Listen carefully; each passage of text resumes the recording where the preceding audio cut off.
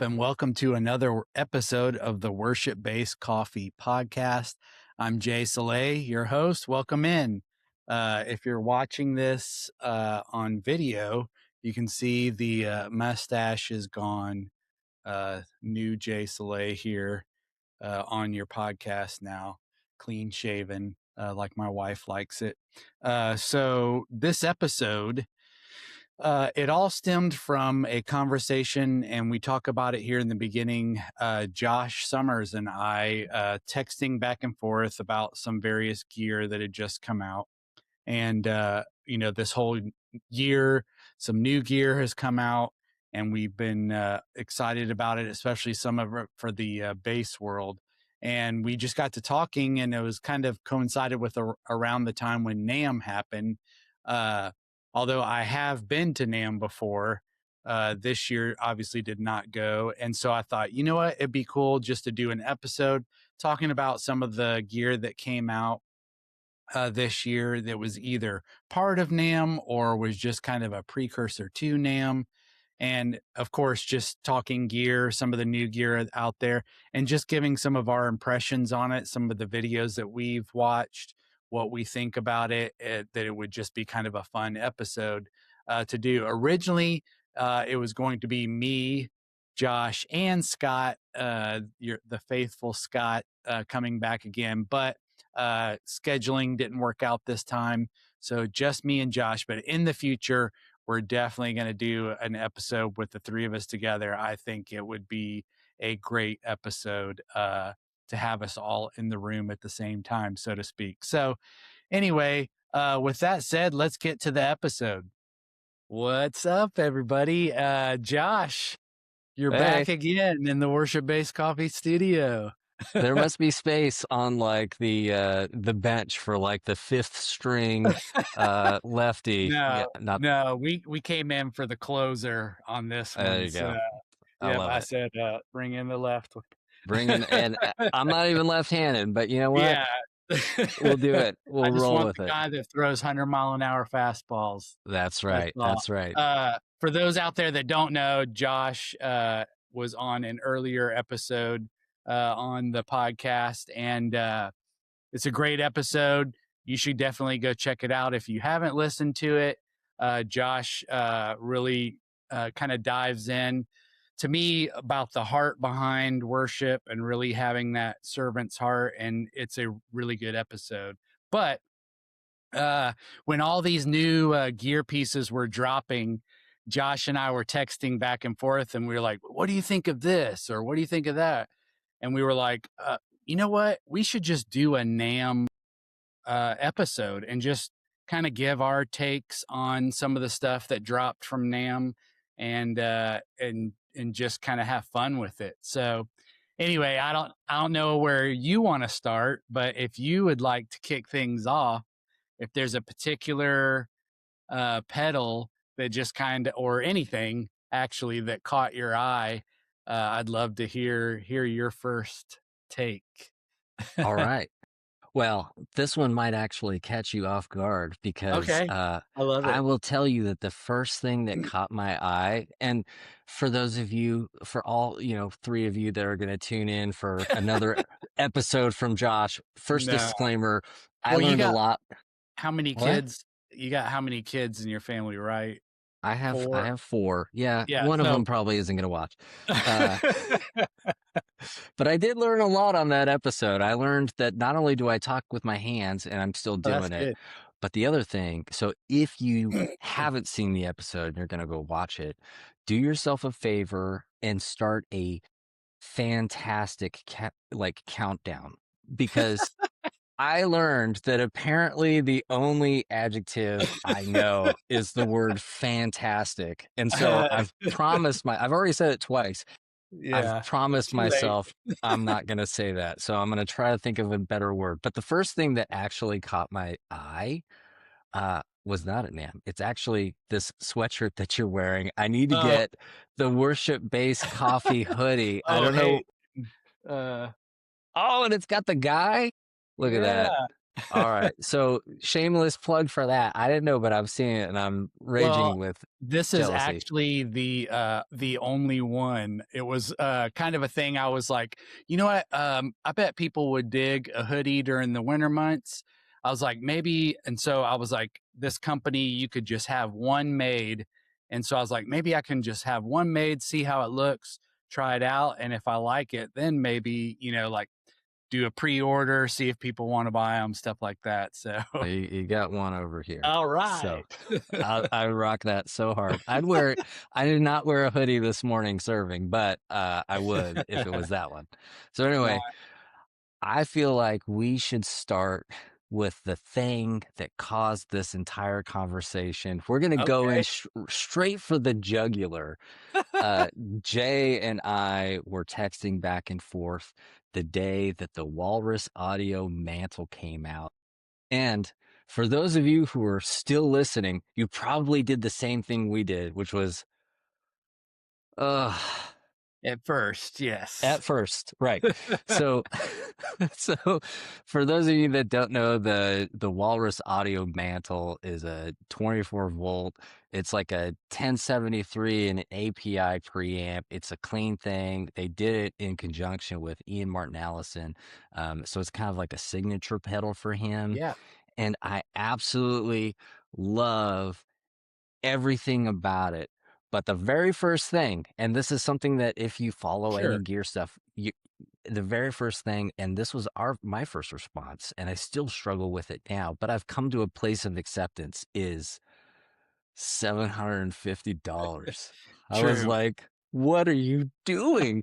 I had this really lengthy chat with Chat GPT because I was genuinely distraught. I was like, dude, what are they doing? Like, Right. Walrus, it's accessible and they've got these things and they're saying that it costs a lot to make it. And I believe them, but come on, man. Like, that's like you can get there's so many DIs out there that Sure. like I played through an Origin Effects bass rig and that's like I can take my family to dinner twice and have that pedal and Right. so I was really Yeah, struggling with it sure. but before I get into like my thoughts I want to hear what your perspective was when you first saw it. For sure. Well, honestly, the first thing that really kind of attracted me to it, and this is because a guest that we had on previously, Jacob Lowry, on his pedal board, he has a custom made API DI, and he's Brown amplification that makes a bunch of really good overdrive pedals. In fact, I even had the protein on my board for a long time. One of the guys from Brown Amplification, I don't know if it's the guy or whatever, because I can't remember exactly his name, has been a guitar tech for him for a long time. So, because of that connection, he kind of told them, "Hey, this this is something that I would really like for my pedal board," and he like one off built this API DI for him, and it sounds fantastic. I mean, it has that high fidelity sound. And Yeah. so I would go onto their website and I'd be like, please tell me that they're nope, it's not on there. It's not He just gets to be special because he's his guitar tech, So I was like, dang, because it just really, there's no I don't think there's any EQs. It's just like straight, yeah. and it just sounds incredible. And so that was kind of my first, thought before this drop. But then when I saw it and their intentions behind it was API 1073, that was my initial like, yes, because I am a tried and true 1073 guy. I have the color box on my board. I love that pedal, the recreation of that 1073, that kind of vintage console warmth that you can get from it. Yep. And I know it's probably overkill and I don't care because I like it and it sounds good to my ears. But from my whole pedal, I run out of that and then run into the Neve DI as my very last thing. And it just is an extra little kind of warmth and addedness to it, to all of that. Is it completely necessary? Probably not. But like to my ears, it sounds great. And so I'm just like, that's what I'm Yeah. going by, But it's just an example of the multiple 1073 Neve stuff that I have on my board just because I love it so much. And so that was my initial like, oh, heck yeah, I'm all in on this because of that. And so also the ability to have that your how do you want to say it, like a dB cut. So if you have an active bass or have a passive bass, that's great. Not a lot of DIs have that, that cut like that on it. So it is kind of nice having that ability. So that way you're not like blowing it up. So Yeah. but those were my initial like thoughts on it when it first Yeah. came out. Well, I'll tell you, I struggled around the price stuff, but I think it's because like I didn't truly understand what it was that I was looking at. I'm like, oh, it's a DI, you know. Right. But then actually, I watched this video. So, Base the World is like one of my favorite like places to go. I love Gregor Friss. His commentary is so funny, but he really kind of changed my perspective on it. And he was like, don't think of this as like a pedal. Think of it as studio gear. And once you figure out that this is truly just studio gear, all of a sudden $749 is a freaking steal, you Right. know? And I'm like, okay, so he's making a point. And then so it's probably not for everybody, but when you start looking at, all right, what does it do, and how is it going to just make your bass sound like bass in like the most studio way possible? All of a sudden it's like, all right, I reached out to my friend Ryan, who's like a Walrus artist, and I'm like, hey, next time those guys in Oklahoma reach out, just one word, just mantle. I know you'll never use it. I'll keep an eye on it for you. So I would love to get I know I started it by going, oh, it's so expensive, but now I'm to the point where I'm like, dude, this thing, what they've made is really special, and big fan of Walrus. They make super quality stuff. I run their Canvas stuff, and that was part of my initial reaction. We're spending a lot of time on this. I'm sorry, Oh but no, it's great. but I felt so passionately about this whole release. Really kind of struck me, because I was like, they've got the Canvas line, and it's like utility stuff, and I feel like it's at a really great price point that makes it accessible to everybody. Yeah. And now you see it like on everybody's boards. They've got the Canvas tuner, the Canvas power. They even came out, and I don't know if we're going to talk about, but the Canvas volume pedal. They Okay. make fantastic things, and I was Yeah. like, this feels like it's way outside of that. Um, but I think it was by design. And when you think about guys like Ian Martin Allison, who play primarily through like an HX Stomp. I don't play through one, but I'm pretty sure it does not have an XLR out on it. Right. If you can go out of that and into the Mantle and just really round out that tone, uh, Yeah. it's a fantastic tool, So Yes. I'm on board now. I give it the most insignificant bass player seal of approval from Josh Summers. We have both been baptized in Yeah, in the waters now. Yeah, yeah, same for me. Like I remember when hearing Ian talk about it, he's, one of the things he talked about was when he's recording and he goes into an Apollo Twin, one of the things that he always liked to add on there was a 1073, like to go through like one of those presets.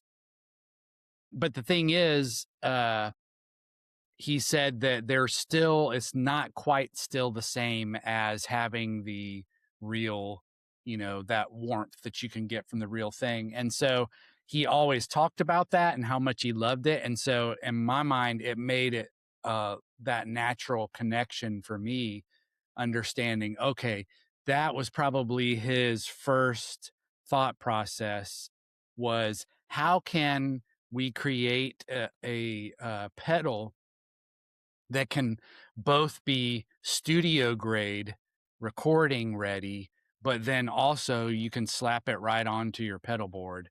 And so I think that's kind of what makes it, good, is it's kind of like dipping your feet in both waters of the studio pedal, and then also, a like DI, or a super clean DI. Yeah. So I think that's kind of like was like my take, is that saying that, I guess the tagline should have been, it's more than just a DI, Yeah. We've released studio gear at a reasonable price point. Right, That right, should have been yeah, on their 'cause marketing team. I don't know, and as we're sitting here talking, I'll see it, I don't know how much those would actually, like, if you were to just buy an actual Neve 1073. Yeah, they're like 3 grand. Yeah, Yeah, just 34, or the chump the change. micro one for just a microphone preamp, that's $1,100. So, I mean, that's pretty significant, 3 grand versus just paying $750. So, I mean, I'm not a mathematician, but yeah. give me the Yeah. mantle, you know? Yeah, Come on. exactly. So, I guess that's our take on First the one out of the bag. Yeah, if you haven't seen the mantle, go check it out. It's good yeah. stuff. That's awesome.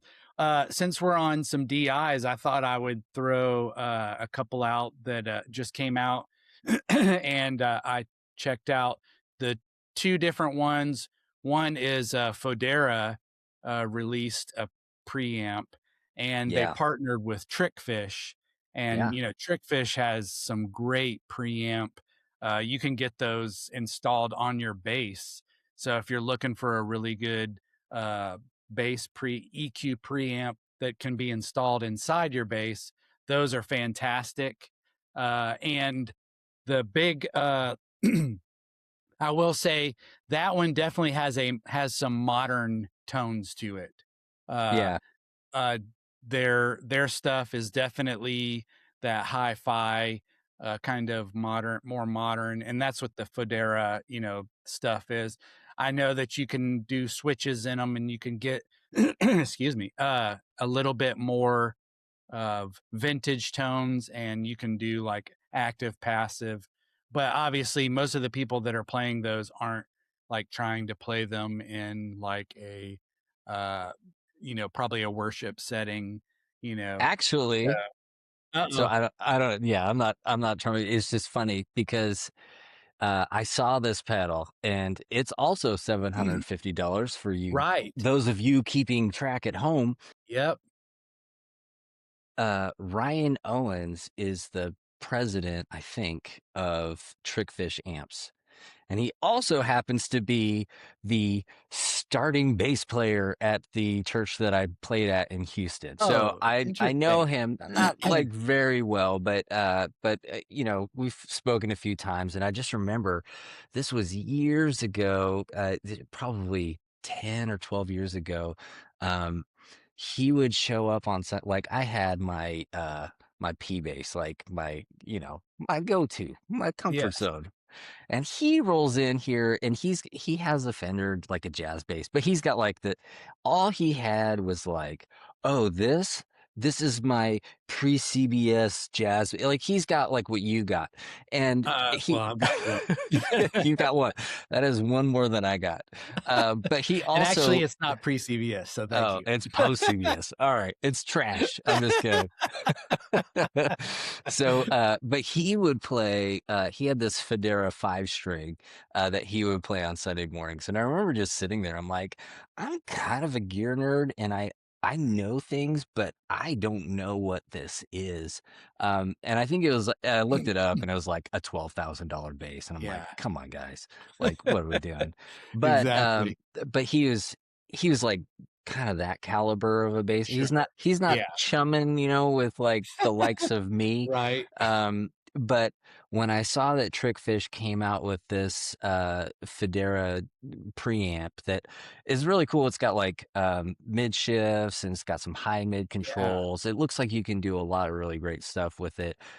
I know that Trickfish makes some really good stuff. I know I Yeah. Their sound like a amps. really positive person, and none of these people send me gear. I welcome it. I welcome Right. it. But none of them do that. But I do know that they make really good stuff. He would play through some like prototypes on Sunday. So again, this was like 10 years ago. I Years. don't know. Wow. It's like 2015. Yeah. So 10 years ago.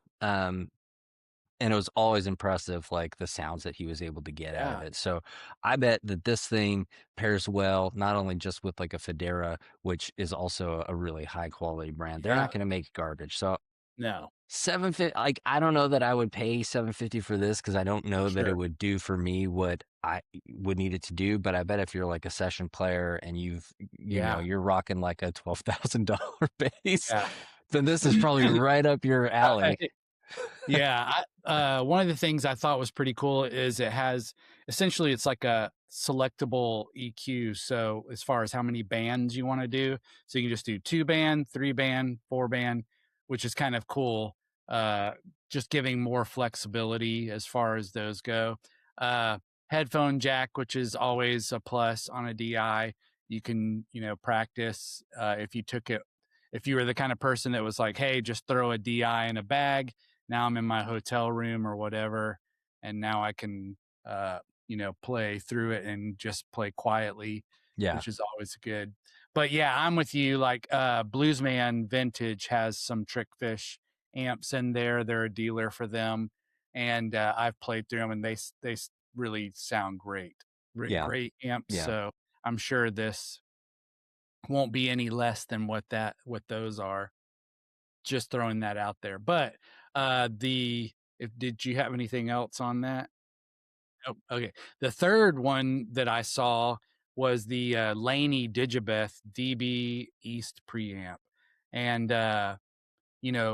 Nathan East, which is just, I mean, we could talk half an hour just on how amazing Nathan is, but uh he's just always been one of my favorite bassists, just massive tone. And I watched a video on him talking about it, him playing through it, played his Yamaha through it, and it sounded really good.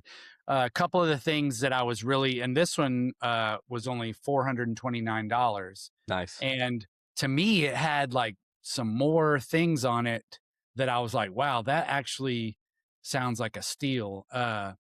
It has a button where basically you can select between, it's essentially like tube or um feet, which, so it's like the difference between the two would be like an actual like tube preamp or and I'm blanking on the word for non-tube, what's the word? Solid state. Yeah, solid state. Gosh, I was like, what's the word? Okay, so That's cool. anyway, so it's essentially a button where you're selecting between a solid state or a tube, which is Yeah. pretty cool to give Yeah.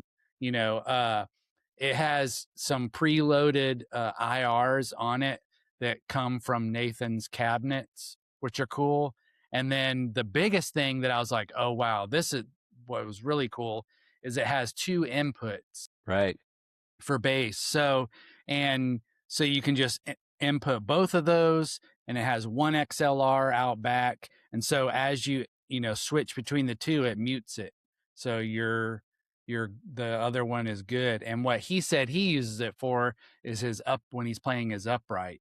Yeah. So he can play have his upright and his electric both plugged in at the same time, and just with one stomp of the pedal, he can switch between the two. So overall, I was like, for a preamp that has all one other thing that he talked about that it had in it was a thing called a shift. And essentially what it did is you dial in all of your tones, your bass, your mids, and maybe you're listening to it and you're like, just overall, I need it to shift a little bit highs or a little bit lows. Well, that whole thing will take the entire thing and shift it a little bit more to highs or a little bit. So it's kind of a neat parameter. Instead of having to go back in and individually tweak everything, it's nice. Just one button where you can shift the entire thing. So those were my takeaways on it. I thought it was great. I think, like I said, they're a British company. That's And what so, I was gonna add was like, look, $450 or whatever, and it's made in the UK. Like right, if it's truly made in the UK, like right. I don't know if you've ever played through Ashdown stuff, but they're a UK brand, and I've never been to oranges out of the UK. For a while, I was just a fangirl of anything Yeah. bass related coming out of the UK Oh, heck because yeah. it's just solid, It's I like, know. Yep. and this is going to be the least impressive comment that I have to make about any gear, but again, this is what you get for bringing me back on. I actually like the witch hat knobs that they chose for it. I think that those are Yeah. that's a good vibe. Yeah, totally. And you know what? Ian has talked about little things like that before. He's like, look, call me superficial all you want. He said, but after you get down to the nitty gritty of, okay, this is a good product, it does all these things, but now, aesthetically, what do I want it to have? And it's I'm just not little buying an things. ugly pedal. Yeah.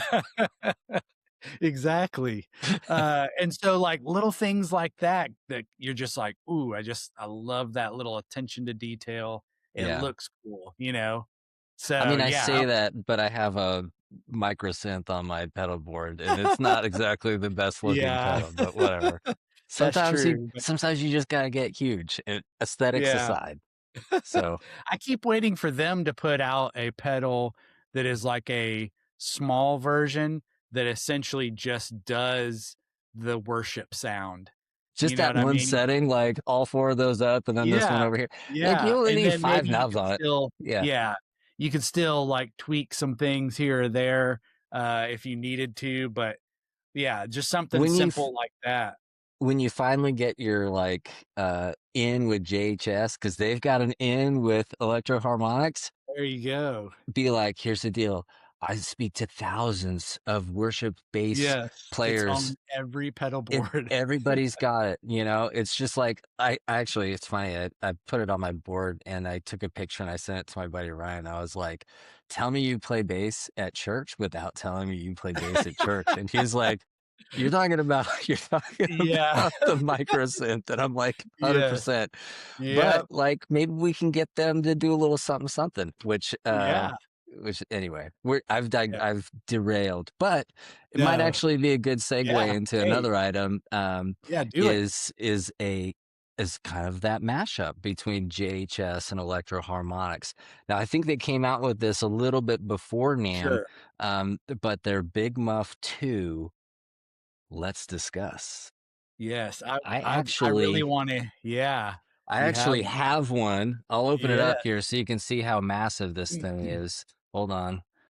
This Yeah. thing, so this is like the lost Big Muff, right? So Right. they were doing this book.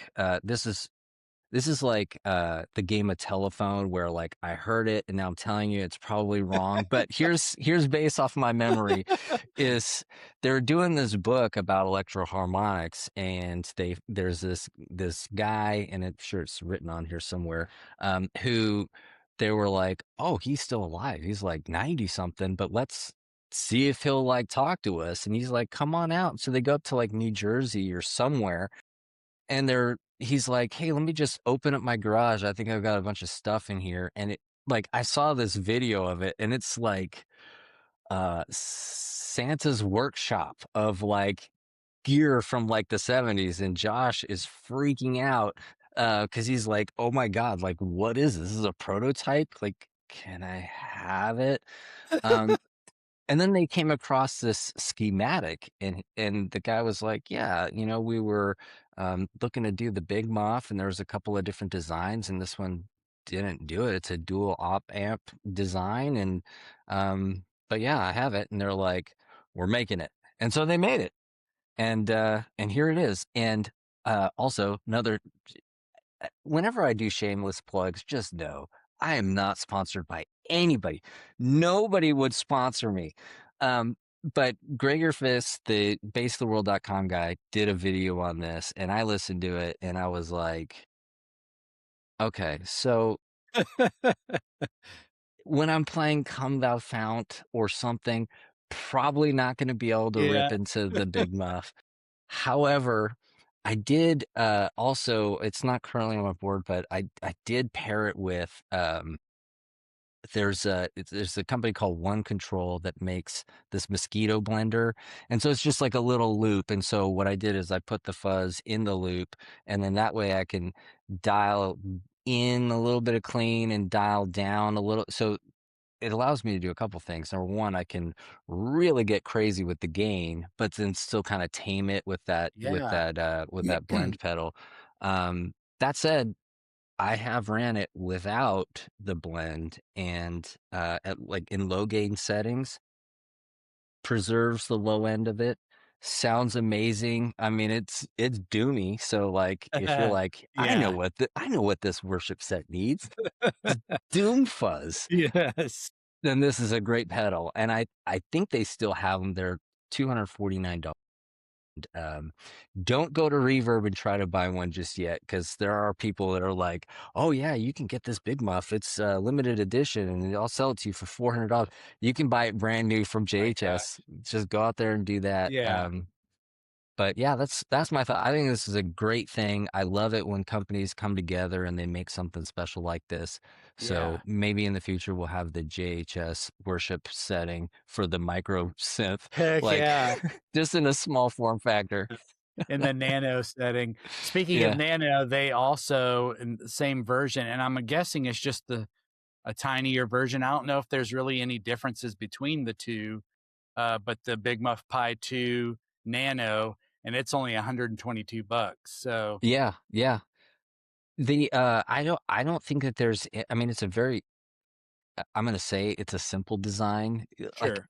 what do I know? It's probably super complicated. I can't figure it out. But I think it's the same exact thing. I did listen, there was like a side by side, but it was with electric guitar, and Okay. I can hear like a little difference, but it could have been any number of things. It's like, oh, the iPhone speaker that he was recording it through was not dialed in or something.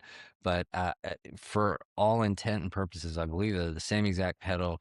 It's just one is in like the massive form like I got here, which is really hard to find space on a pedal board for this, by the way. But just like I Well, said, you sometimes know, you just gotta go big. I think a lot of that, like especially guitarists back in the day, loved having that pedal just on the floor next to their pedal board. It's real big. They're typically a guitarist, especially, is always going to have it like very first in their pedal signal. So having it just on the floor and they can just, it's bigger so they can step on it and they don't miss it. There's no missing this. Yeah. And it's red. So Yeah, exactly. they So make a yellow one too, but I think the oh, yellow one sold out a long time. That was the okay. like the Jack White version of it. And Oh, interesting. That's wild. that went pretty. The Third Man Records, and they had like a Okay. yellow version. It was a little more expensive, and it was a little more exclusive. So Well, speaking of, you mentioned the collaboration between EHX and JHS. One of the pedals, same thing. It wasn't like officially announced at NAMM, but the Morning Glory Clean. And, yeah. You mean the know, bass pedal? yeah, exactly. That's exactly what it is. I actually have always been a huge fan of the JHS Morning Glory, especially like the original one. And I'm trying to see here, looking up so I have this correctly. Anyway, one of the guys originally that I heard using it and just made me absolutely love it was Roy Mitchell Cardenas from Mute Math, who is just an exceptional bassist. typically plays like a P bass with flat wounds on it. And then a lot of times we'll play into like, say, a guitar amp, and so it's just wild how then you listen to it in the tracks and you're just like, how in the world is he getting that much bass going through a Yeah. guitar amp? Anyway, he has always talked about how he's always had that pedal on his board, has always loved it. And but the times that I've tried it, speaking honestly, I've never liked the way that the bass end loss on it. That was always kind of a bummer for me. So really the only way that I found the original useful was for it to be an always on pedal. And Yeah. then you could EQ towards the end of your pedal board. So like if I was running into, say, a Noble from that, I could leave it on all the time and then just give more bass in that, and then just that would it be it. You'd never stomp it on or off. But sometimes you want to have a cleaner sound or a more drive, and so that's what this new version, the clean version, and essentially it's pretty similar in that. And this is what I thought was kind of neat is with that clean knob on there, if you turn it all the way to the left, it's essentially the original Morning Glory. And then if you turn it all the way to the right, then it becomes the new Morning Glory. And that is where it basically brings in more of your original clean sound. But it's not like a typical like blend knob, which is what I found interesting about it.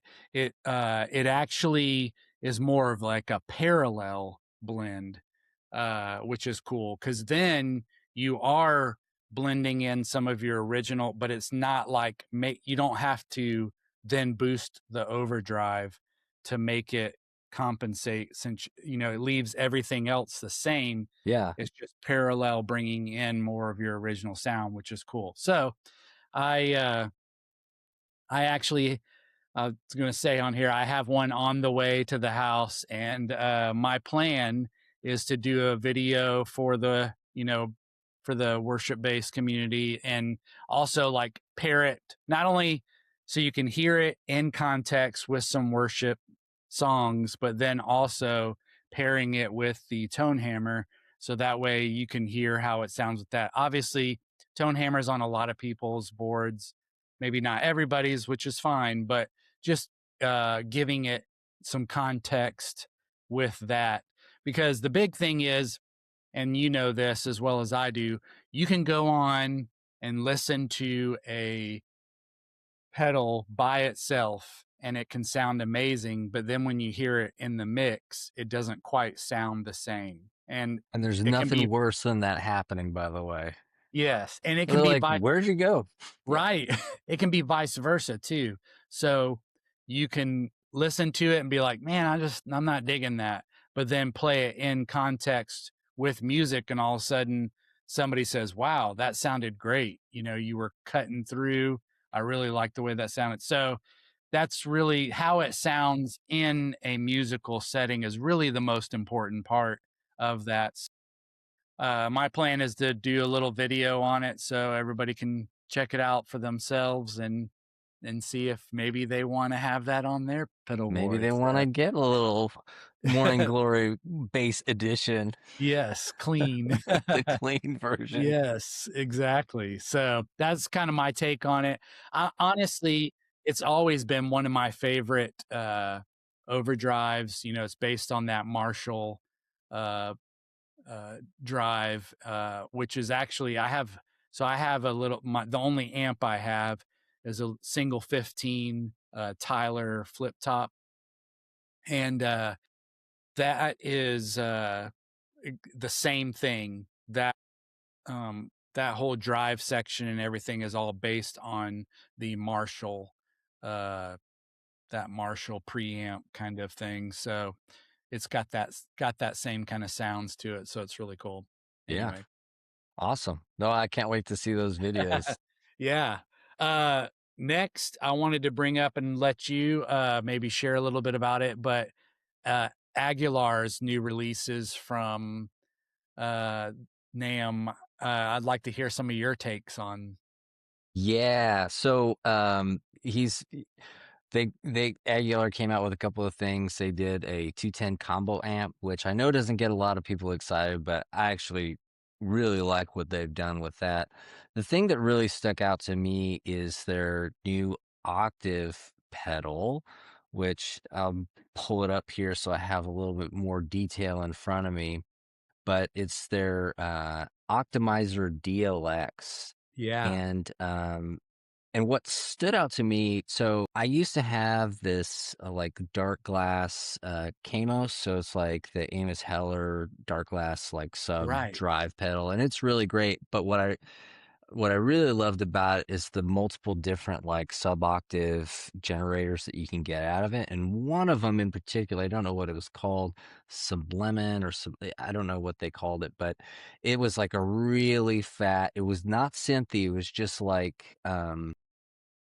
a really clean, like it almost sounded like a pad. So like sometimes if you're playing and they've got the backtracks on, you hear like this pad, and it's probably some dude on a Nord and they're like left pinky Yeah. finger, and you're like, hey, that's my territory, get out, Right. right?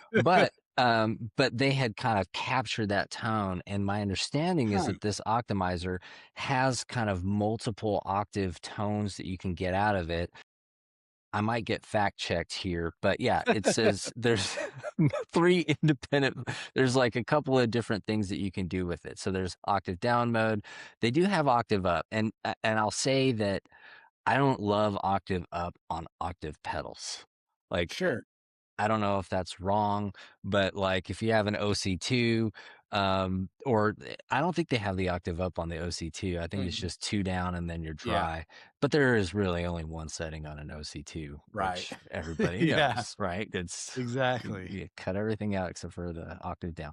But anyway, Right. they have it's really it's an interesting shape too. This is the other thing I don't like about it. It looks like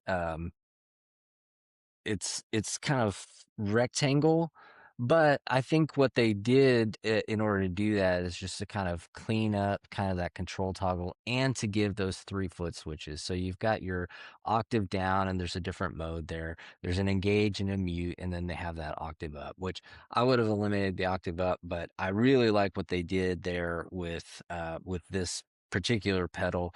I don't think it's super expensive. $329, that's not so bad. No. Um, they also came out with the TLC compressor. I know that there's a lot of people, like you mentioned, that have like Aguilar tone hammers on their board. And so maybe they've got, the earlier version of the compressor.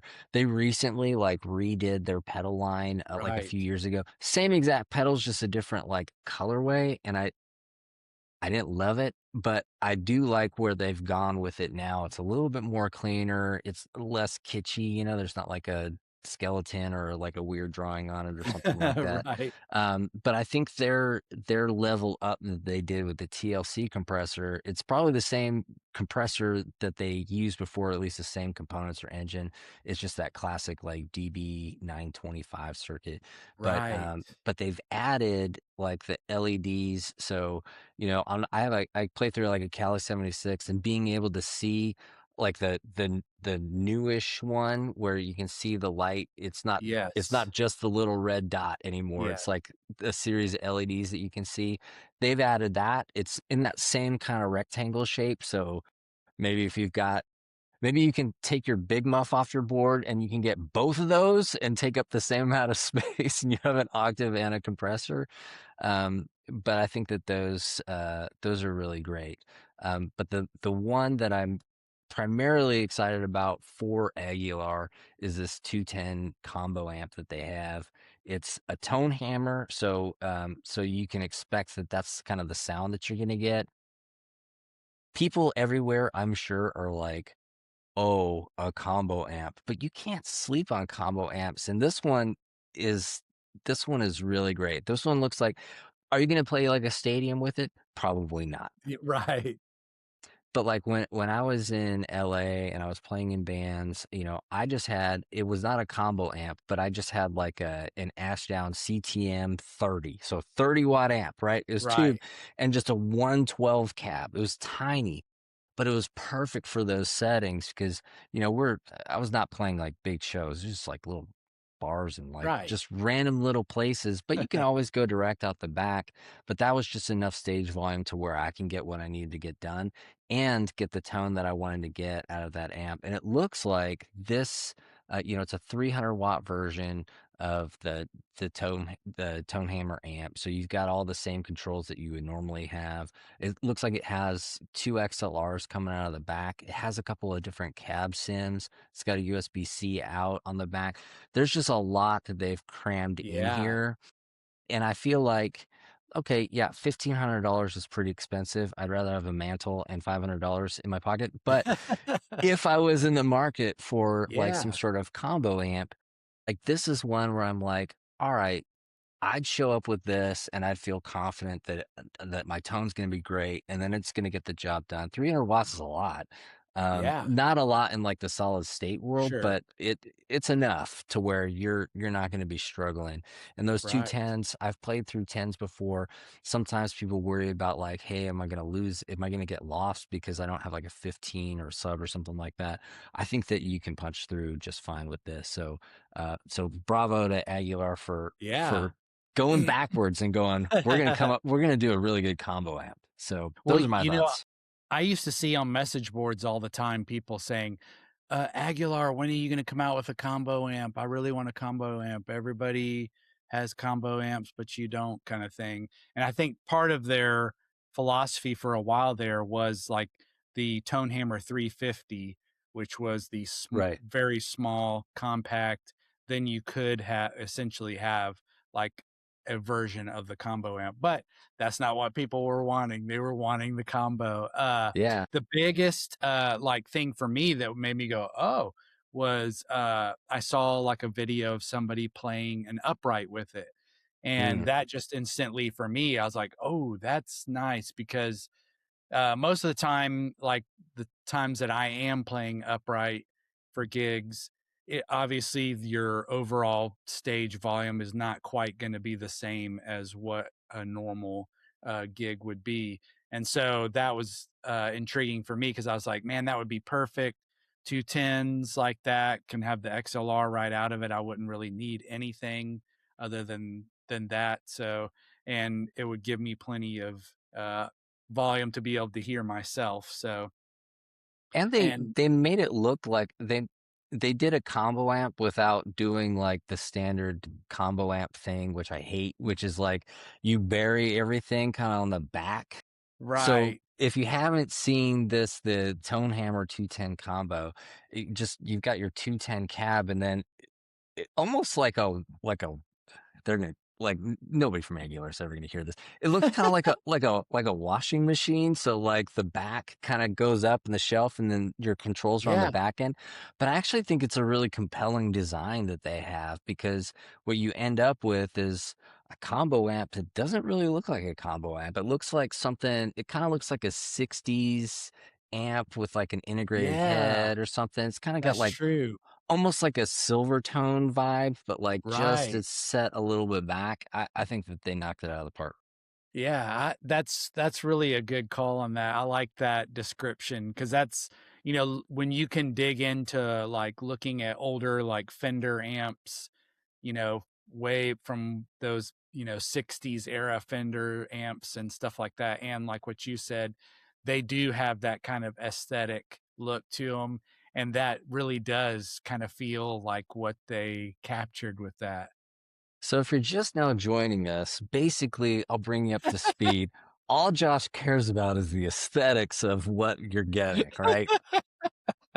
Does it look good? That's all I Yeah. want to know. Yeah. Hey, you and Ian are two of a kind then, because he'd Only sometimes he's really good and I'm well, but I can't tell you how many times I've heard him say on his on the podcast, he's like, I'm sorry for saying this, but I care about how it looks too. I'm Yeah. sorry.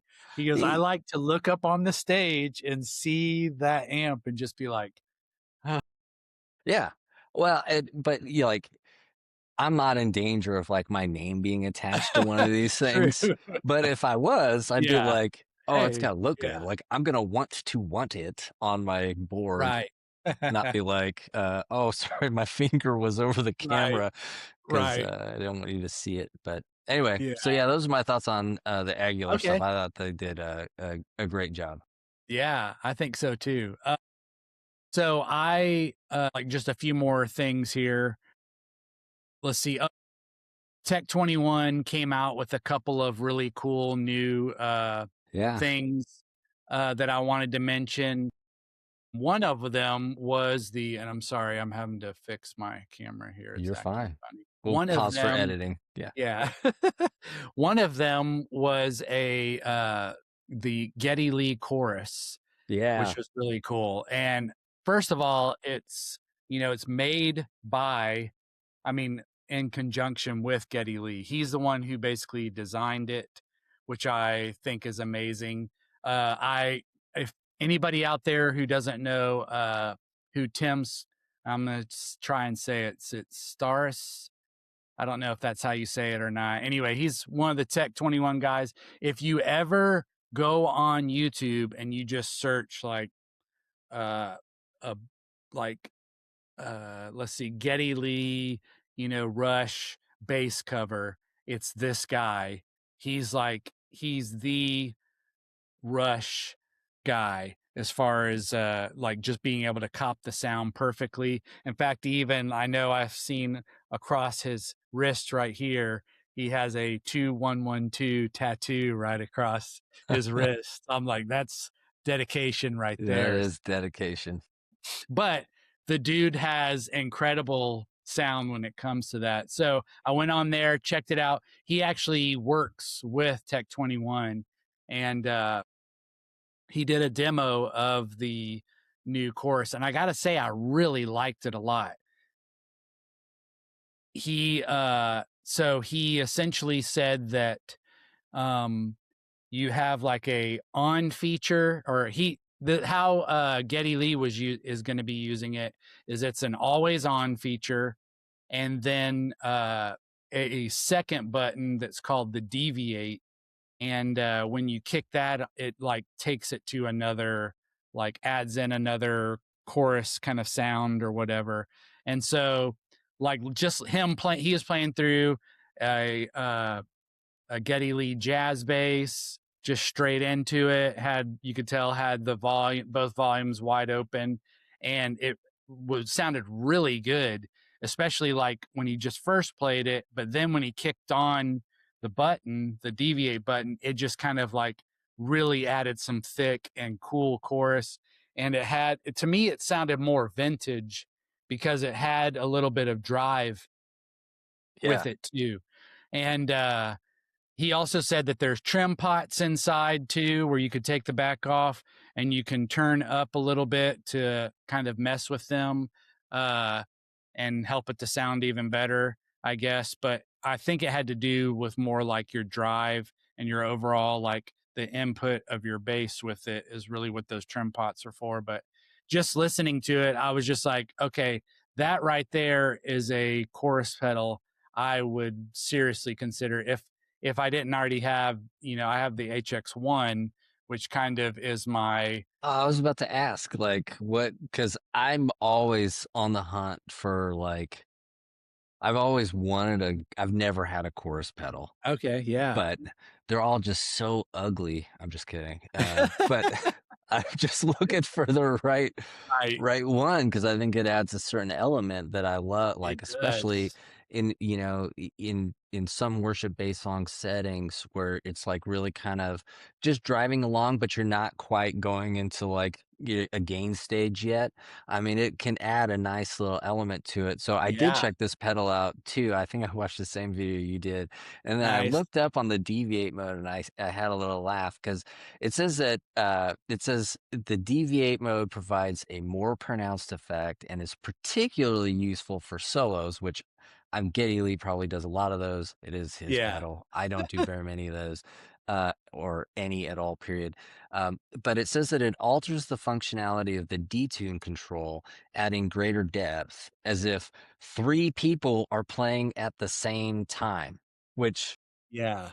I don't know that you want three of me playing at the same time, but I'm sure it sounds really cool. So, Well, when I was watching Tim play, this was at NAMM that he did this, and they recorded straight out from the pedal so you could hear. It wasn't like, oh, you're hearing all these other sounds in the room at the same time trying to hear it. It was like straight out. And I was like, really like, he was playing some kind of licks that were some Rush style licks. And I was like, that really sounded good.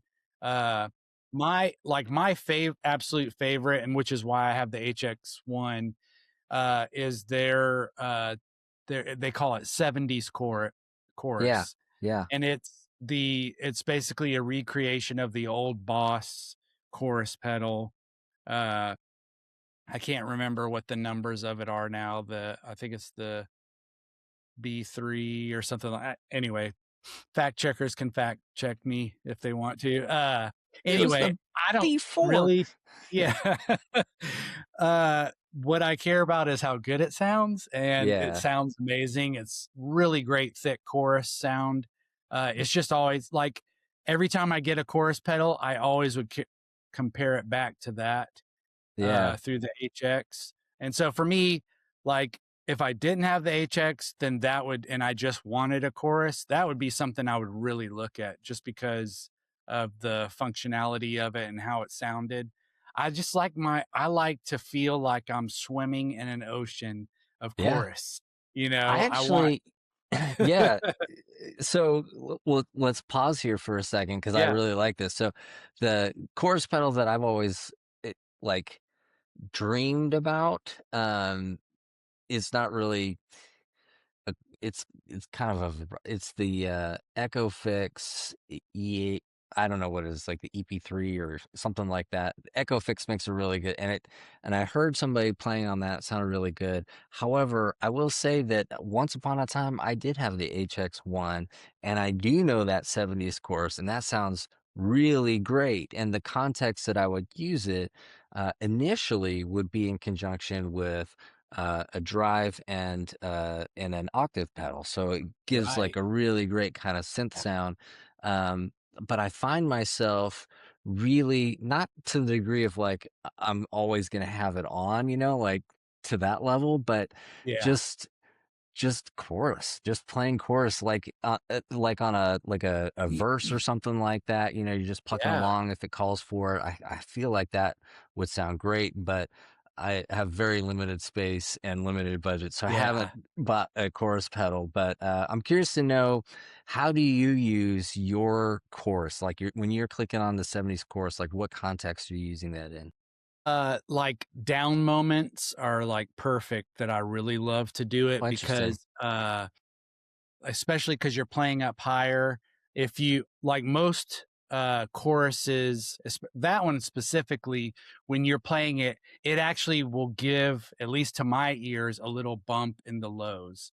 Mm, So since I'm playing up higher, it's perfect because if I'm playing like some little noodling lead kind of parts in a down moment, by turning that on, it kind of gives it that little bit of watery, washery kind of yeah, sound to it, but it also thickens the tone, which is great because then those parts can still be heard. yeah, Because, if we all know on a bass, if you go up super high, the low frequency kind of goes away unless you're kind of playing on the A string.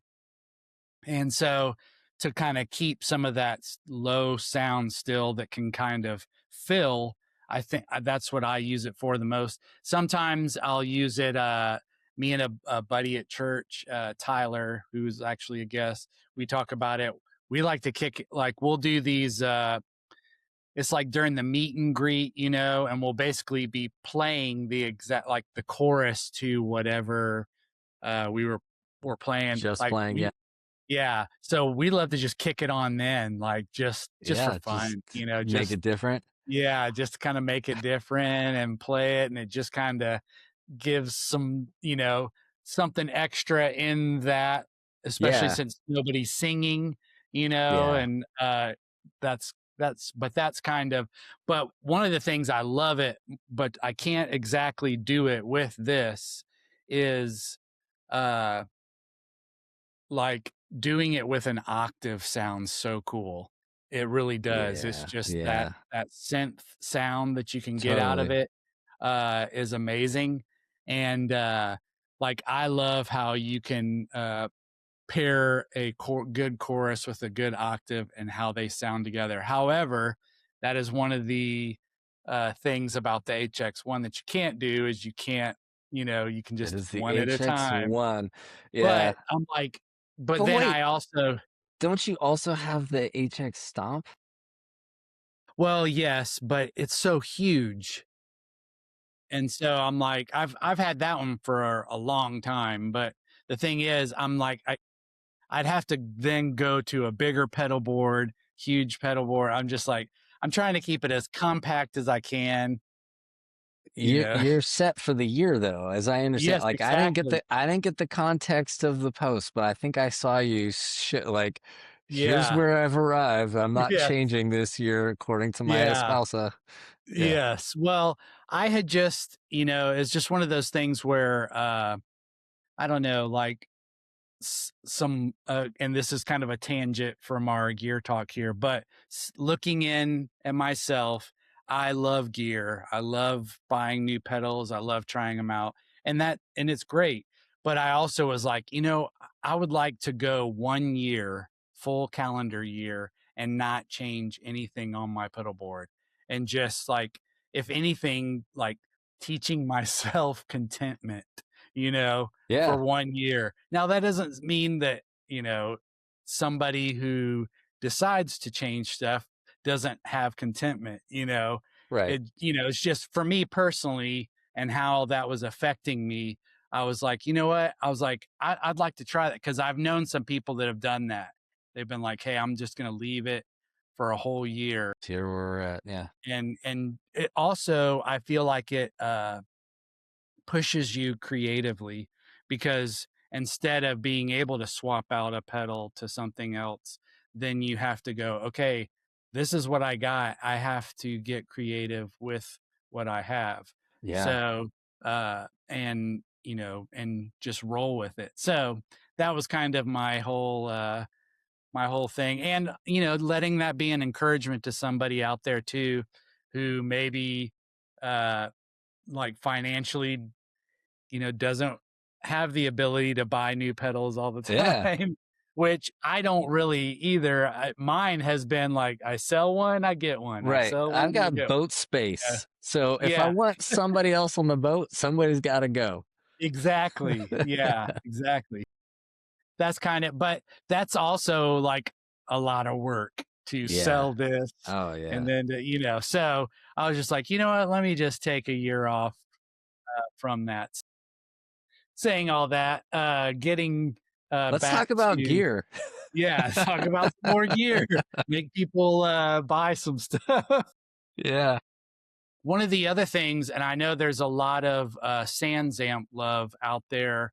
I did also see that they released a brand new programmable bass driver. It has three main presets that you can lock in. Then it has like 128 stored that you can save in there. It's MIDI control. You can also do IRs, which is great. And it actually has like a computer app control as well. So you can plug it into the computer. You can go in there and you can tweak all kinds of stuff. Probably pretty extensive, like even as far as like, uh, you know, the IRs are concerned, you know, being able to probably record some of your own stuff, IRs, and then upload them into it. So I know there's a lot of people out there that love SansAmp, and for $2.99, I mean, that's a pretty amazing. I mean, you could have essentially 3 different basses and have 3 different presets saved for each bass that you use, and you'd never have to touch anything. So, which is pretty awesome. I have one, and again, I don't know if I'm weird, but I feel like this came out and maybe wasn't like a NAMM reveal, but it was just like newish. Is the Origin Effects Bass Rig 15? Yeah. Can we talk about that for a second? Yeah. All right. So first of all, here's another wild disclaimer. So that's probably my new word. Instead of saying fantastic, I say disclaimer. There's a lot of disclaimers in this episode. I'm a big Origin Effects like fanboy. Absolutely love what they do. All their Yeah. bass stuff is great. And this one hurt a little bit when it came out because that's like my dream rig is B15. I mean, come on. So they finally came around, they released it, and from everything that I've seen, it's pretty basic. So it actually to me kind of has like a similar like control mechanism as what you would find on like a Noble, because it's just bass and treble, but it is modeled off of the Ampeg B15, and that's that sound. That's like the most recorded sound for Yep. bass. And I'm like, and so here's the good idea fairy landed on your shoulder with like the Electro Harmonics worship bass setting pedal for microsynth. Um, if I had unlimited funds, which I don't and probably never will, but if I did, and if Origin Effects ever asked me like what they should come out with, I would say what I would want them to make is, and this probably exists. Everybody's probably gonna be like, Josh, you're an idiot. This exists. The nice part I love about like I play the bass rig super vintage, which is basically just like an Ampeg SVT, and I go direct out. So it's XLR out and I'm getting the cab sib. So it sounds like I'm playing through an 815. Yeah. But would be sick is if I had that and the 15. So, I can vary up in the middle of a set and go like, hey, this song calls for more of like a, B15s. But the problem is that I only get, because I don't play like at a huge church, and I'm not going to Right. be that guy who's like, hey, can I get a second XLR? Second Because, XLR. uh, Right. so I'm like, wouldn't it be great is if they had like, like those quartermasters where it's like a multi-controller switch or whatever, XLR out of one into this, XLR out of Oh, one yeah. into this, and just a single XLR out to the board. And so as you choose which one, like I want to be playing through the B15 right now, you choose that, and then you've got your single XLR to the board, and you're getting that B15 thing. Now I know you can stack it and be like, well, we'll go quarter out into, so like, but then I'd have to decide which cab sim do I want. Do I want Right. Ampeg B15 going through an 810? Probably not.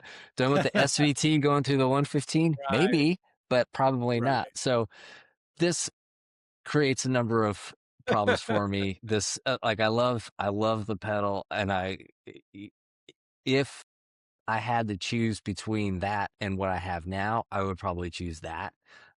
Just simply because that's just what I've always wanted. But just by virtue of where I'm at, I'm not doing anything about it. I'm just going to Yeah. go, well, shucks, I missed the boat. But I will say that I think that being able to stack them so that you can, and because they also have like the Fender version of it, I wouldn't be surprised if they come out with other like historically great, like I would love to Right. see them come out with like an orange amps version, like the Oh, that would be cool. like their Yeah. classic tube amp. But I can't have like 5 different boards, like, oh, this is my B15 board and that's my SVT board. They would love that Right. because people would I be know. buying it. But I think that, if you're transitioning, like maybe you're relatively new to pedals and you're like, I need a good DI or something like that, and you've Right. got a little bit of money. This isn't quite like Mantle money, but it's getting close. Sure. I think Origin Effects and they're built like a tank. They sound fantastic. I would love to get my hands on a Bass Rig 15. Those are my thoughts. Sorry. Yeah. No, you're good. That's great. I had wanted to touch on that one too, and especially since you have the SVT, just wanted to hear your, input on that too. So that was, yeah, Yeah, that was the good. SVT, by the way, I'm in a whole new world right now, right? So nobody knows me or cares to hear this, but for a very long time, my clean tone was my clean tone. So like maybe a year and a half ago, if Walrus came out with a mantle, I'd be like, oh, yes, this is Right. exactly what I want. I want this like ultra clean, high fidelity, just as clean as it gets, right? Yes. And now my Yeah. clean tone Is overdrive is tone. not clean at all. Actually, it's funny. Yeah. It's like last week, there's a gal from our church who's leading. Her name is Arian. She is an amazing musician. So we were lucky to have her playing, and she said we're doing sound check, and she goes, "Hey Josh, can you play something really quick? I just want to make sure I can hear you." And I was like, just checked along, and she's like, "Yeah, I can hear you, but it's like kind of distorted."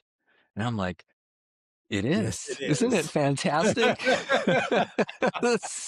So I'm like, that's my clean tone, baby. Yeah. Um, so what I like about the origin effects, and I think they all have kind of these same three toggles on the top on those bass rigs, is you've got your master, you've got your blend, and then you've got your drive. And so I generally have the blend probably at like, I don't know, 2 o'clock. So I have some dry signal in it. But then I like to just push the drive a little bit just to get that just a little stubble beard on your Exactly. clean tone. Not quite hairy, but yeah, Right. I absolutely love that thing. It to me it sounds great. Some people will Yeah. be like, nah. But yeah. Scott, who originally we were going to try to have on, with this episode with us, that's actually what he has on his board too, is Yeah. the Origin SVT, and Sounds he like loves Scott knows his he stuff. does. Exactly. Well, coming in kind of for a landing here, some quick mentions of some of the other things that came out. Uh, these were just like small kind of accessory things that I saw and that I thought were really cool when I watched some videos. One is it's called the Swift Audio MIDI tuner, or mini tuner, I should Yeah. say. It's only $44, and this thing, the guy like put his finger up to it, and it literally looked like it was the size of a watch. Yeah. Like, so if you're like, man, I really want to have uh more room for pedals, but I still need my tuner, uh that's an option. I've seen it. It's only Is $44, it which is is, it an always on tune I situation? think Like, it is. or does it has like that circle? Do you push down on the circle? Well, that's what I wondered. I couldn't find anything that said, but it almost appeared like you could just push down on kind of the part that you would be see the LED display on, that you would just push down on that. So Yeah. that was pretty cool. The other thing was by a company called In Ears. They actually make IEMs, but one of the guys showed a video of a no-tangle cable for IEMs, and he was just showing how it worked. And it was pretty amazing how no matter how much he, did it, it just would not tangle up. So that was kind of a cool thing. And then one other thing I did want to mention is the Spector NS2 bass. And those, obviously for me, those basses have a little bit of sentimental mentality for me because of the era of music that I grew up listening to, all the hair band uh, stuff. So, your Alice in Chains, Queensryche, all of those. And that's what those guys played. Of course, Yeah. it was the NS1 that they played. Uh, but essentially what Spector decided to do was their custom shop decided, okay, how can we take the NS1 and make another version of it to where people can enjoy the kind of the feel and the sound and everything of that original bass, but with not paying a custom shop price. Yeah. And so these are actually like really reasonably priced. A 4-string is $11.99 and it's a PJ setting, and then a 5-string, excuse me, $12.99, and it's more in like the kind of like jazz setting, and both of them have uh, Aguilar pickups. So the PJ is a P and J pickup combination, and then the 5-string is their DCB pickup configuration. So it's basically the two jazz, and then they have the OBP 2 EQ Nice. inside it for the active. And listen to some demos, and they really sound good. And there's a lot of little bitty like tweaks that they did to it to that are only available on typically their custom shop ones. So like kind of the headstock has like a little bit of a curvature to it. That's part of a Spector thing. Trying to remember some of the they also changed it to where instead of having to adjust your truss rod from the top, now you can adjust it from the bottom of the neck, which is nice. But overall, just like listening to it, it's got a really cool tone, and it's that tone. Like if I bought one, I would totally like sit down and start rocking out to some of those not late 80s and early 90s rock and roll stuff. But I actually had so I used to have it years ago, but when that Mustang bass was my very first bass. The second bass that I ever bought is called a Fender Jazz Bass Special, and essentially what it was is just a P bass body, a jazz bass neck, and it's the essentially the bass that Duff McKagan always played. Yeah. Is what it except it was like the I think I paid like I don't know $500 for it back then, and it's a PJ but it's a reverse P, so the pickups were a little bit different, and it sounded great. Had a really that had basically that same kind of sound to it. And so when I was playing in those kind of bands, or I actually never played in a hair metal band, but when What? I was playing in some, in my 90s era playing music, it sounded great.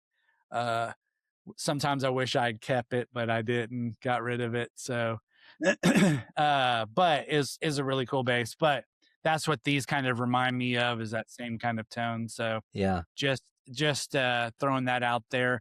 If people are looking for, a bass that they can get that has some great sounds to it, I thought they were great, and especially for those prices, for a pretty what seemed like to me more of mid-level basses, those were great. So Ibanez came out with some, I guess, kind of mid-level basses too. And yeah, at first I was a little confused by these. So it's the what is it? The Mode line, I think it's yeah, called. Mode series, So when I first saw it, I was like, "Oh, good for Ibanez." Like they are like, not that I'm a big market analysis guy, but when you start looking at like not too long ago, it was like you can buy an American Fender for like 13 to $1,500 or so, right? right? But now that's like you're in Mexican territory. Like you're getting Hmm. like a Ventera. Some of those are pushing like Yes, $1,100. I think the Laura Lee jazz bass is like 1,300. The Flea bass right, is like $1,500. right. So prices have really gone up.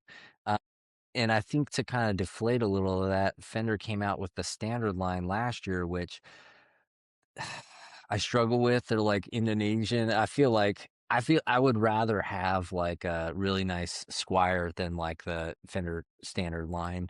Just me thinking out loud. So anyway, when I saw these like classic shapes from Ibanez come out, because the mode kind of has like, it's not like usually when you think of like an Ibanez, you're thinking of like a Spector or like some sort of fan fretted Yeah, headless situation, because sure. usually they lean forward on that. But these are a little bit more in like the classic zone, right? And so when I first saw them, I was like, oh, that's awesome, because the only people who have like really jumped into that like $700 to $900 range is like Sire. So like Sire, they're owning it because they're like, Yeah. oh, this is our spot. People that used Mhm. to be able to afford, want to get like a really classic shape or get this Yep. sound, they can now get a high Yep. quality bass here. And I thought Ibanez was going after that. I was wrong, because they're like $1,400. So what they're Right. really doing is they're going, don't, what Ibanez I think is saying is like, hey, yes, you can go get a Mexican Mustang or a Mexican Fender, which is fine. I love it. I have one. Yeah, Um, or you can get, an Ibanez. You still get that classic shape, but there's a lot of different features on here that that you're not going to get on like a Mexican right, for that bass, right? same price. Totally. Yeah, So their bridge system is completely elevated. It's like individual bridge components for each string, and they're like offset a little bit too for intonation, which makes it good. I don't love more than just like volume and tone, because I'm that guy. sure. But Yeah, if me too. you are like, I want active and I want all the controls or whatever, like these basses have push pull EQ bypass switches, three-way mid frequencies. They have all kinds of uh, tone shaping Yeah, capabilities on it. They do have kind of that truss rod neck wheel thing. So down on the 24th fret, which is also a feature if you need that, um, you can just address the truss rod with the little flywheel there. I don't love the headstock on it, but it's kind of yeah, different. It's unique or yeah, whatever.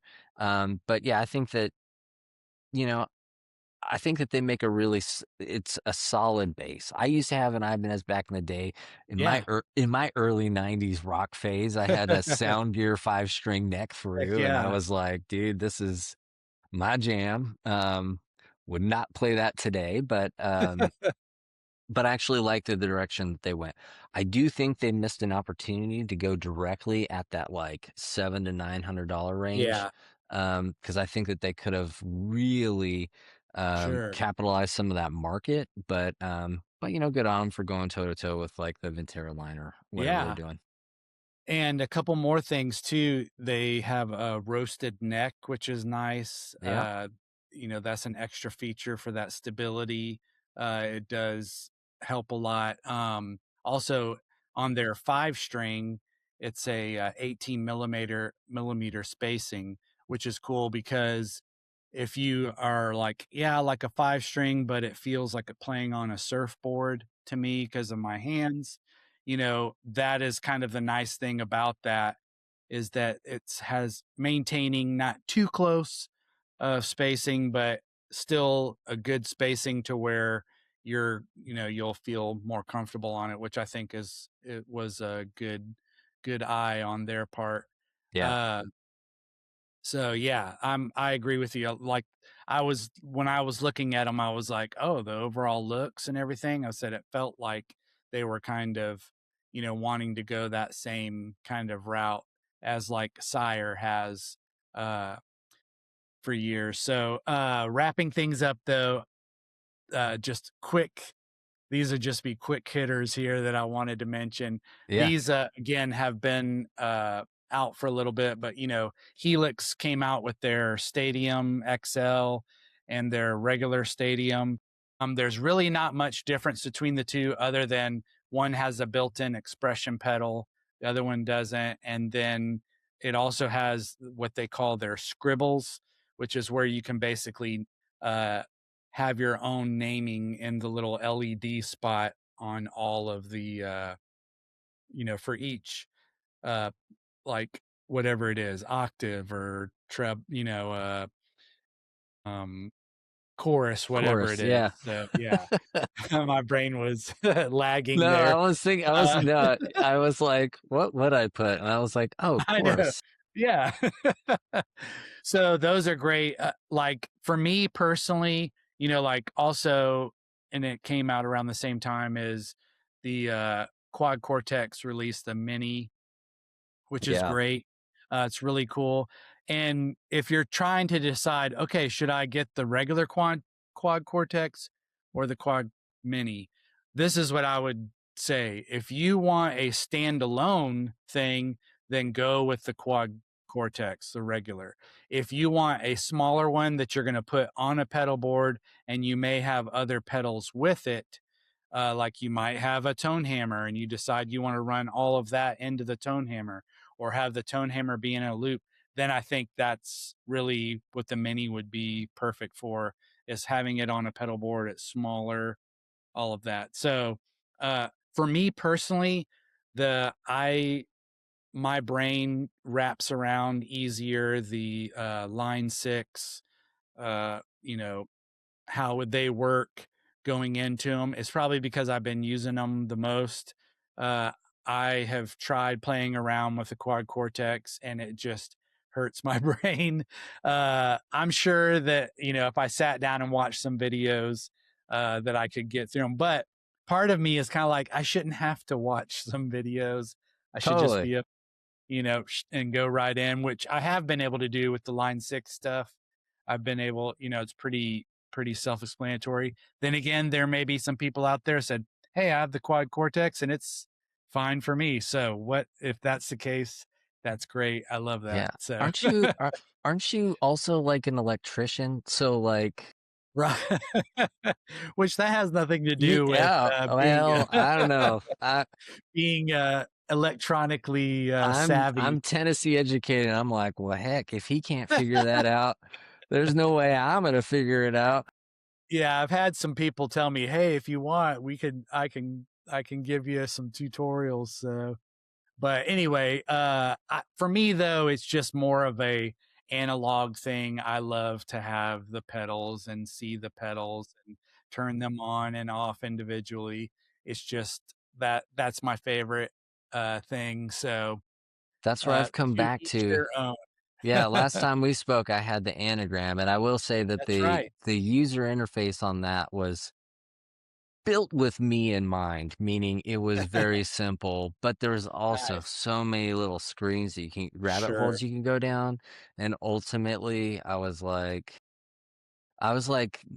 Glenn Hughes. I'm like, I don't want a bunch of buttons. I just want to plug it in and Right. see, so like Yes. I'm back to my Yeah. analog pedals. Yeah, and then the last thing I wanted to mention was the which I thought this was a pretty cool thing for those who are looking for like rehearsal options. Tonex came out with a thing called the Tonex plug, and it's $149, and you can actually just plug it straight into your bass, and then you can plug some headphones into that and put them in, and you can all of your like a lot of your Tonex presets that would like work with the smaller ones, you can play right on there, so you'd have all those tones and sounds instead of just having a very dry, sounding bass. You can have all those kind of tones and you can use them for rehearsing.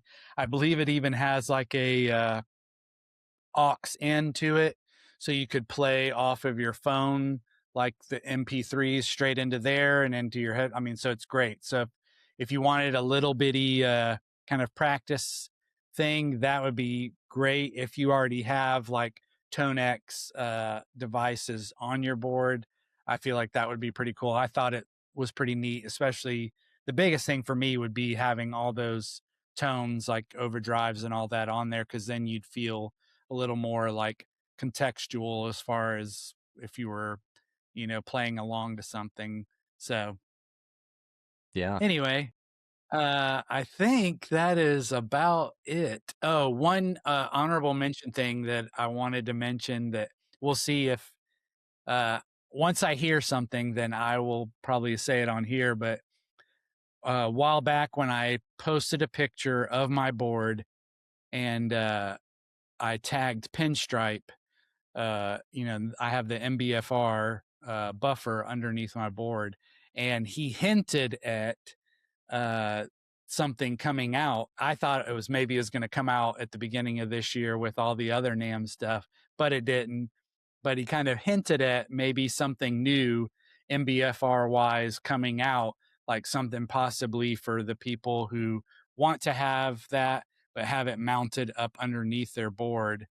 And so he gave me one of the finger over the mouth thing, like, so I don't know. I have that zero guesses. You're not I mean, doing a that good was my job thing. of being quiet. You're like, oh, let me go on my Well, podcast and talk about it. yeah. Well, the thing is, I'm like, I have zero idea, of what it actually is. It could not Yeah. even be that at all. So, Yeah, I got the shish from somebody at Dark Glass when they were getting ready to come up with the Entropia, which is like a plugin for the anagram. But they said we're coming up with something big, and in my mind, I was like, I know what it is. So I messaged them like, I figured it out. You guys are owned by Korg. Korg also owns I think Aguilar, and I think what you're gonna do is you're gonna put all of Aguilar's like because they had just came out with like their okay. like studio line or whatever that was like Yeah. for computers. I was Plugins. like, you're Yep. just gonna do you're gonna do the Aguilar plugins on the Dark Glass anagram, and I got one of those, and guess what? It was not it at all. It's like, Yeah. dude. Yeah. Oh, thanks for the little keep it quiet. No, Yeah, he's like, maybe who this. knows? Maybe that's eventually coming. So Probably not. They're like, this clown. He doesn't know what he's yeah, he talking doesn't about. have a clue. Yeah. Awesome. Well, cool, man. I appreciate you hopping on. I think we pretty much talked about most, if not all, the stuff that. We did. We never mentioned the Jad Freer Luce, which Oh, wasn't a yeah, NAMM thing, but it was also a really good thing. I don't think it was on that's our right. list either. I didn't see Anyway, it. I forgot about that one too. Yeah, yeah, because I think it was which released outside of NAMM, which that's apparently right. it's like the only things I've talked about are things that were not for the NAMM discussion. Josh, what do you have to say? Yeah, Well, this wasn't released at NAMM, but it's but really cool. So well, some of that stuff it's kind of like associated with NAMM, but then not associated with it, and they it's in have the their own. ballpark. It was like Yeah, their Outlook yeah. notification probably would have been like, "Man, is close But by." So, real quick before we go, what have you heard about that? The uh, Jade Freer. just not a lot. It's like it's a tube driven, basically switchless. So there's no. I think there may be a couple of toggles up on the top or whatever, but really the idea is that I think you would just go out of your capo into that and then go out, and so it just adds a little sparkle, a little warmth. I mean, I don't know what the price point is on it. There's a couple of people that do that, like Sushi Box Effects. They make Right. the Finally V3. I had the V2 once upon a time, really great, just to add a little bit of that tube Right. saturation sparkle on your signal. But yeah, I think it's Lucci, which means light. I think that is kind of what they're trying to do is say, hey, how can we get some tube warmth applied like at the end of your chain? You could also put it at the beginning of your chain. Yeah. So there's a number of things that you can do with it. So definitely a Yeah. piece of gear worth mentioning. Those tubes definitely add that little bit of like harmonic response to the Yeah, tone yeah, for yeah, yeah. sure, especially in a pre. And then you like never have to worry. I mean, I bought my Noble in 2015, and I still have never changed the tubes in it. So I Yeah. mean, in the preamp world, as far as pre's, you don't really have to worry about tubes going bad, as because they're not pushed quite like the drive section of a amp is. So but yeah, so I love anytime you can add tubes to anything, it just always Do sounds it. better. Well, Yeah. I know you were trying to land the plane and I gave us another go You're around, good. but I'm sorry. glad you mentioned it because I did want to bring that up because it is a cool piece of gear to if you did want it. It's kind of like what I've done with the Rupert Neve DI is it's at the very, very end of my whole setup. And it's just kind of, because same thing, there's no knobs or anything like that to Yeah. change anything. It's just kind of the added extra warmth and articulation kind of to the overall tone. And that sounds like that can kind of do the same thing and with a tube, which is Yeah. always cool. So yes. Well, cool, man. Thank you for hopping on with me. Hopefully the next probably about, I don't know, 3 or 4 months from now, we're still going to attempt the trio and have me, you, Yes. and Scott, and we'll figure out a good topic to do some more gear talk I love it. Yeah. and come in here for this. But for now, this was great, and I appreciate you hopping on here with me and talking about gear. It's always fun. Some of Yeah. my Thanks favorite for having me. Anytime you want to talk gear, just, you know where to find me. Exactly. So cool, man. All right.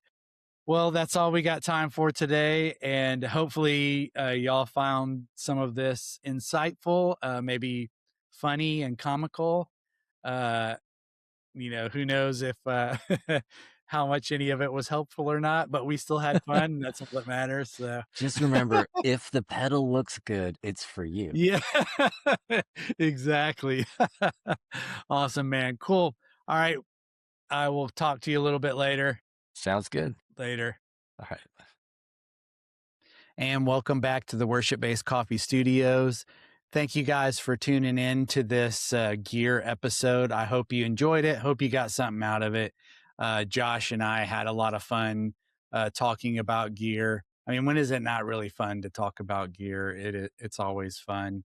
And anyway, most of you, I don't know if you saw the very first episode or listened to the first episode, you heard me get to talk and share a little bit about like what I do for a living, my Monday through Friday thing. And I work for the local utility company here in Nashville.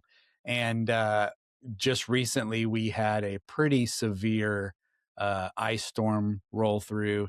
And so it was pretty tough. It was uh, 2 weeks of 14-hour days every single day, and just physically and mentally, was about as taxed as I could be after doing all that. And after it was all over with, we've been doing this Bible study, which I haven't been great at, especially during those 2 weeks. It was tough for me to stay on track. But today, just kind of reflecting on that and talking to some of my friends, because I served this morning at church and just sharing with them what my experience was. And when I had read the devotional, it was in Psalms 9, and it said, "The Lord is a refuge for the oppressed, a stronghold in times of trouble. Those who know your name trust in you, for you, Lord, have never forsaken those who seek you." And although I may not have been praying those exact things, or I hadn't read that at the time, I was really like calling on the Lord just for physical and mental strength during that time. And I feel like, all of us can go through different times where physically and mentally we are just spent. And so, uh, just a reminder and encouragement to, in those times, to call on the Lord for strength. And honestly, what I did a lot of was texting friends of mine and saying, "Hey, if you could just keep me in your prayers, that would be fabulous." Just as many prayers as I can get, whether it be from my friends and family, praying just for protection and safety or all of us when we were working. And so just let that be a reminder, just calling on the name of the Lord for that strength and to help you through those tough times. Uh, Anyway, with all that said, thank you guys again so much for listening in. If you've not had a chance to subscribe to the podcast, please do so. So that way, as soon as the new episode comes out, it'll hit your phone. Right now, we got some good guests that are coming down the pipe. I'm looking forward to them coming on, talking. One of the things I really would like to get to do, I'm going to try to reach out this one person in particular, just to, because somebody had shared to me, hey, this would be a good subject to talk about. And the subject is of burnout and serving at the church, and how you can handle that properly. So I'm looking for that resource. I have a person in mind I'm going to reach out to, see if I can get him on and hopefully share some good stuff with y'all on that subject with serving. And anyway, that's about all that I can think of right now. If you can just, again, continue to follow. I appreciate everybody right now who does follow and who does listen. I really appreciate it all. So that's going to end this time's episode. On the next one, we'll be talking to you again in 2 weeks. And so as we end every episode, remember to tell someone you love them, and we'll see you next time.